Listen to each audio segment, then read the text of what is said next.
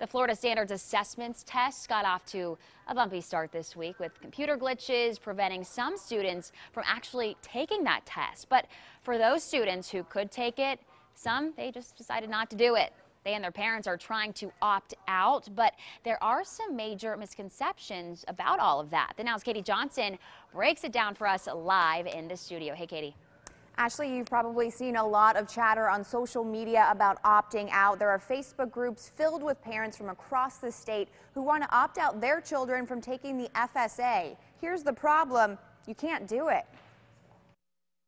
Tim Ferrier is supposed to be in class today at Wellington's Elbridge Gale Elementary. Instead, he's home playing video games. It makes my stomach hurt and my head hurt from stress. Tim came home early yesterday after refusing to take an assessment test given to fourth graders across the district. Next week, he's supposed to take another test, the Florida Standards Assessment. All it does is make you more stressed. But his mother is trying to get him out of taking the FSA, asking him to do the bare minimum when testing begins. Breaking the seal on a paper test, and that is it.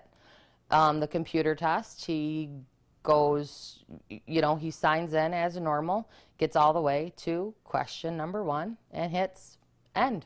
That counts as participation, according to school district officials, but it won't help Tim next year, they say, when his 5th grade teacher has to figure out his strengths and weaknesses based on his FSA score. Tim's mom says she's okay with that if it gets him out of taking another test. Just seriously over testing. They're losing so much instructional time that it's hard for these kids to learn the things that they really need to learn. Carrie's one of many moms across the state who log in to opt-out pages on Facebook. We should have the option. We should say, you know what, this is too stressful. We want our children to learn. They don't need to take these tests. But school district officials across our area say students cannot opt out of testing. A state law says it's mandatory to take standardized tests unless you have a medical condition that makes you exempt from it.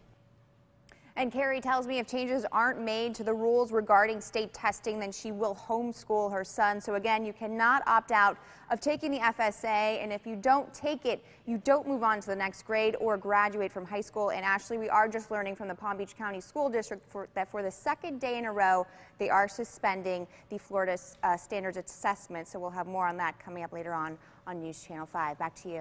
All right, Katie, can't get out of it. Got to take it.